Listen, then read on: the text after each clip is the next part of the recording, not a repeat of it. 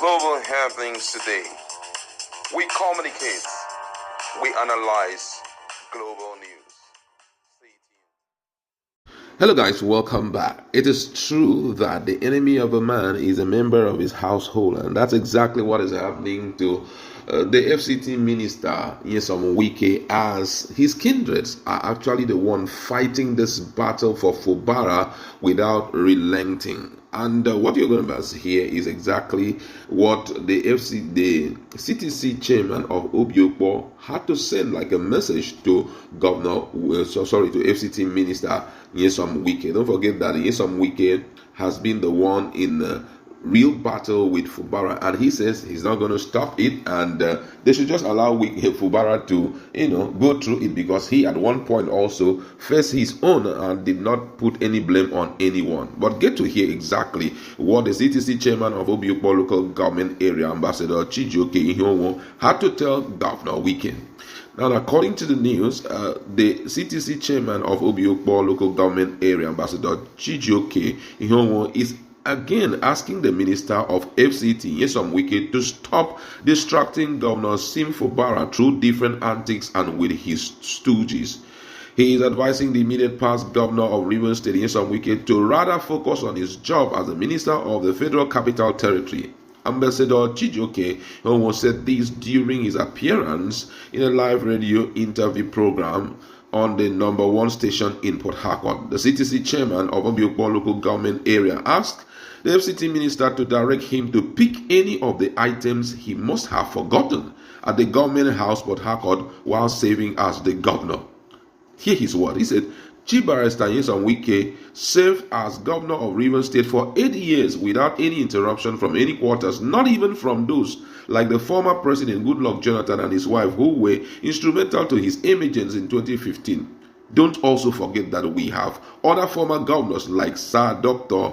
Peter Odili, Right Honorable Chibuike Amechi, who left the scene the moment their tenure ended. So we want Chief Wike to do the same. If he forgot anything at the government house Port Harcourt, he should feel free to send me to pick it up for him as his brother. But we cannot have two governors at the same time. The Obiokpo Council boss, Ambassador Chijioke Ihonwo, told everyone who cares to listen that the people of his local government have resolved to stand by Governor Sim Fubara under any circumstance.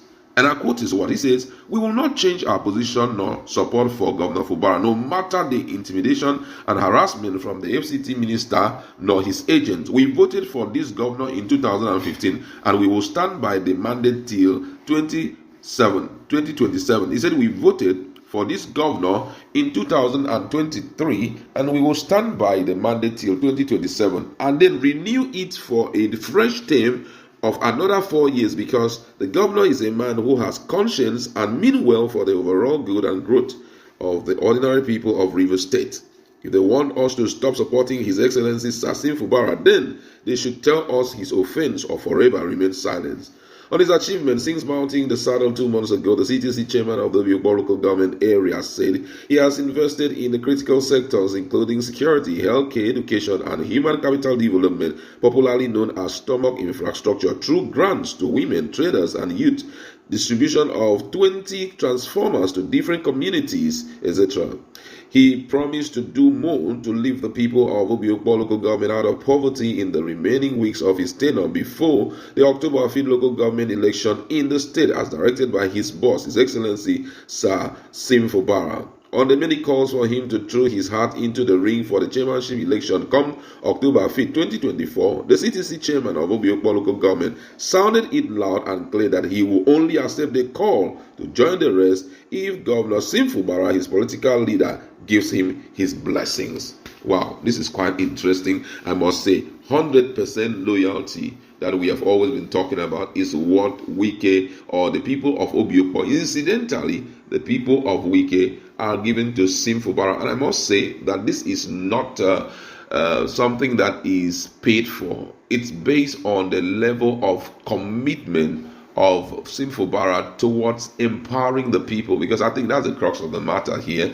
And he had refused to concentrate on where he comes from, which is the Jaw ethnic group, but has decided to make sure that all and sundry in Rivers State have a taste of the goodies of the state. It's glaring, and it's important for us to note that these governors are chief servants, and being chief servant, they are expected to use the revenue, not from their pocket though, from the state coffers, to make sure that they better the lots of the people. Infrastructural provision and the likes is a responsibility that they owe to the people. And I think that's exactly what OverbFubara is doing right now. And being distracted will make him not do it as expected. If he's relaxed and he has all the time to do what he's supposed to do, he will sit back to strategize with his cabinet team and say, okay, this is what we're going to do. This is what we're going to do. This is what we are going to do. But come on. Distraction every day, court cases every day. It's very uninteresting. How can a governor who should be thinking of bettering the lots of his people be thinking of the fights coming from the lawmakers, that's the local lawmakers, thinking of possible impeachment, running helter-skelter in court, what's going on, his predecessor not allowing him to rest?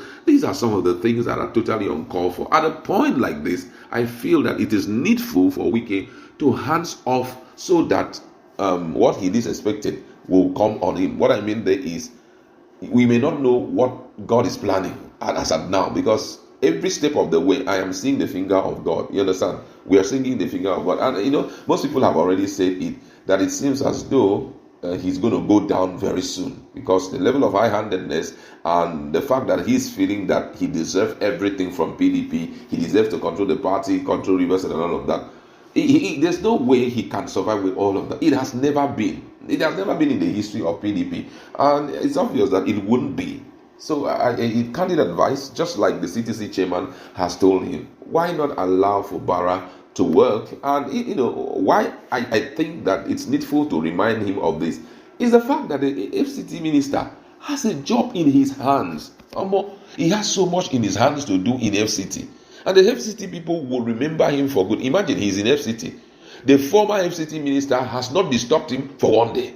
He has not even come around to say, I forgot something in my office, I want to pick it. Nobody is. He had even opened up to tell Nigerians that even the man who gave him the job, talking about Bola Ahmed Tinubu, the president of Nigeria, has given him an open hand to do whatever he wishes, that the man has never disturbed him. Now the big question is, why are you now disturbing the other person whom you handed over power to? Just like most of them will say that during the time that he was in power, he told him that Fubara is God sent. And being that he's God sent, that is why he's giving him all the required support. Now, if you had told the people he's God sent and you presented him as a candidate to the people, why then are you disturbing and distracting him? I think a word is good enough for the wise. I'm hopeful that one of these days Wike will hand off and continue running his show as the FCT minister for the betterment of all and sundry. This case of his fight towards Fubara had been in the news for too long, and it's not good enough for the people of Rivers State, even for Nigerians, because already it's taking it's so much toll on Fubara. That's what we like to leave it. Global happenings today. We communicate. We analyze global news.